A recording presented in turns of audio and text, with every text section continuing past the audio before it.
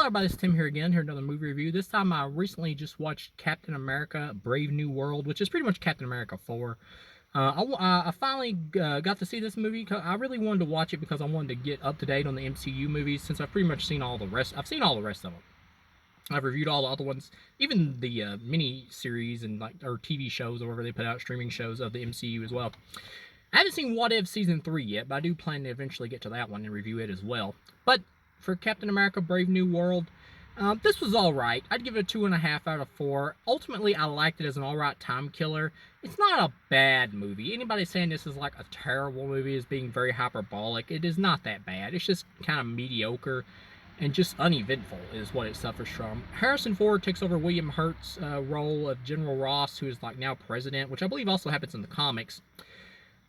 William Hurt sadly passed away. It would have been cool to still have him in this role, I think, but I think Harrison Ford ultimately does a good job.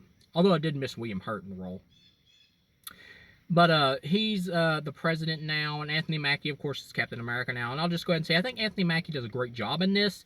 He's got this dude who's like this military guy who just, I believe this is the only like MCU property he's ever been in, who just kind of shows up now as like the new Falcon to Anthony Mackie's Captain America. Oh yeah, and I just wiped some sweat off my face because it's really hot today out here. There's a little mole right there. But yeah, he's like Anthony Mackie's Falcon, and this actor, his character is like okay, but he just feels like he's kind of thrust into the movie. I don't really feel like he's needed. Maybe he had a cameo in the Falcon and Winter Soldier show, I'm not for sure. But you do get Bucky, the Winter Soldier, in a cameo later. It honestly probably would have been cooler to have him in the movie more. But at the same time, I get why they'd want to just focus on Anthony Mackie because they want him to lead this because he's the new Captain America. And like I said, he does a great job in the film. But just the script for this movie is just uneventful. It just doesn't have a lot going on. It tries to be like this conspiracy type thing, like story, kind of similar to the Winter Soldier in a lot of ways. There's even like a fight scene that's kind of similar to like when Captain America fought, what was his name, Barack the Leaper or something in Winter Soldier at the beginning of it. They kind of have a fight scene here similar to that, and it's a good fight scene. The action here is good. It's not great though, like Winter Soldier was, which still I believe has the best hand-to-hand like MCU action ever. But yeah. You find out Tim Blake Nelson is pretty much the villain. He's the leader, which he's introduced in the Incredible Hulk movie and set up to be the leader, but he's just now finally brought back in this movie. Which, on one hand, I'm like, why isn't this character in a Hulk movie? Because he's a Hulk villain, but whatever. I know it's because like Universal or something like still has the rights to the Hulk, and in order for they have like distribution rights, I believe, and in order for the MCU to like do a Hulk movie, they like split the profits or something. So they're using him here in Captain America 4. I've heard some people complain about how his like brain looks or whatever. Like they try to make his brain bigger and all that, kind of like the comics. I've heard some people complain about it, and I'm like, I was fine with his look, to be honest. I thought the actor was fine in the role. I had no problem with his look. I mean, he's a character with a big brain in the comics. That's all he is. I was completely fine with the look they had for him in the movie. I had no problem with it. But and he doesn't really see himself as a villain. He wants revenge on General Ross, Harrison Ford's character, because he was locked up and kept prisoner after the events of the Incredible Hulk, and basically used as a scapegoat to be blamed for everything that happened there, even though it really wasn't his fault. But he's pretty much locked away, and Harrison Ford's General Ross character forces him to make like these heart pills or whatever. But little does he know, they're actually contaminated with gamma radiation, which will eventually transform Harrison Ford into the Red Hulk. And he's just locked away and forced to do that for decades, or apparently, or a decade or whatever. And so, yeah, the problems with the movie is that they keep trying to like go back and forth on the General Ross character and kind of keep us guessing and all that about, is he really a bad guy still? Is he an asshole still? Has he changed? Is he trying to be a better man? At the same time, the movie really gives no like real. It really doesn't show you that he's really become a better person.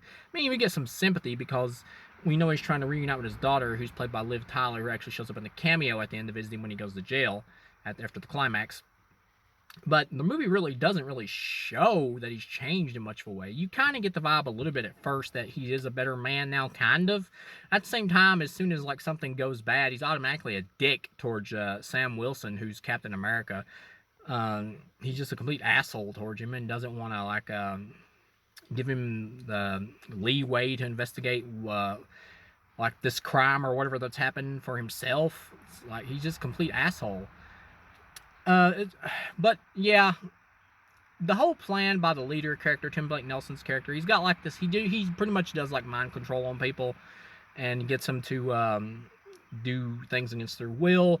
One of Captain America's friends, who I believe was a character that was also a super soldier, I believe was introduced in the Captain America Winter Soldier TV show in a brief bit. I haven't seen that show in forever. But he like tries to assassinate Harrison Ford, but he deliberately misses pretty much. It's just so everything can be set up eventually, because Tim Blake Nelson's character wants to shame General Ross, Harrison Ford's character, because he wants to make him look bad in front of the public, because to him, he wants to show who he feels like Harrison Ford's character really is. And, you know, the fact that he feels this way kind of makes sense. He was locked away and experimented on, and instead of curing him, Harrison Ford's character just made him worse. So it's like, well, why should I like this character, General Ross? He doesn't really show that he's really changed in any way, and he was a complete asshole to Tim Blake Nelson's character and didn't even help him. So it's like, well, fuck him. Why should I care? But Harrison Ford does do a good job though, acting wise. And eventually, by the time you get to the end, it all culminates in Harrison Ford finally transforming into the Red Hulk, when everything that happened to Tim Blake Nelson's character, he reveals to like some speakers or whatever after he turns himself in at the end of the movie. And Harrison Ford transforms into the Red Hulk. I will say the CGI in some shots isn't that great. It's probably rushed, because I've heard this movie went through a shitload of reshoots. The fight at the end, though, between the Red Hulk and Anthony Mackie's Captain America, it's good. I mean, logically, there are points where he hits Anthony Mackie's Captain America, and him especially not being a super soldier, that he should be dead. Like, every bone in his body should be broken. He should be dead. But it's still a good fight. And ultimately, he calms down and turns back into Harrison Ford, because Anthony Mackie starts telling him about, you remember this place? This is where you took Betty or whatever to see the flowers or some shit.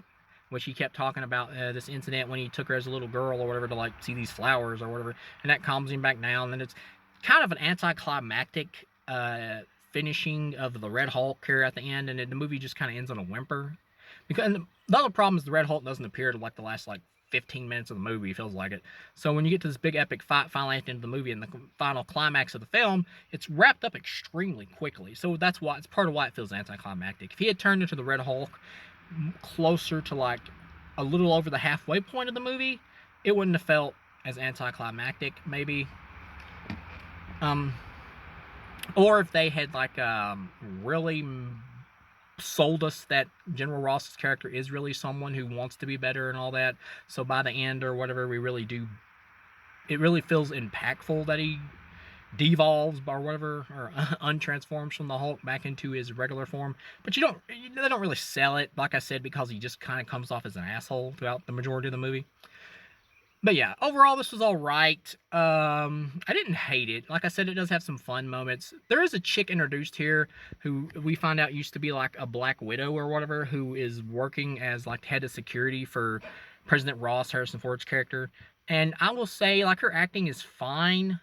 But when it comes to like the action moves and all that, even though I feel like the actress is doing good enough pulling them off, she's like 4 foot tall. I mean, seriously, that's not an exaggeration. Like when you watch the movie, she looks 4 foot tall. So when she's like doing these action moves where she's like tossing these like 6 foot dudes or whatever, or these like even like 5'9" or 6 foot dudes, it's not believable at all. At all. She looks literally like, when you see a scene of them all walking together, she looks like a midget, to be honest. And that's not knocking against like little people or anything, but she does. Yeah, it's kind of silly when you see her in action, in the action scenes, flipping these like big dudes or whatever. It's not believable whatsoever. But yeah, overall, this is an alright film. I liked it. Didn't love it. It's an alright time killer. It's easily the weakest of the Captain America films. But it's serviceable enough. So, thank you guys for watching, and I'll see you again.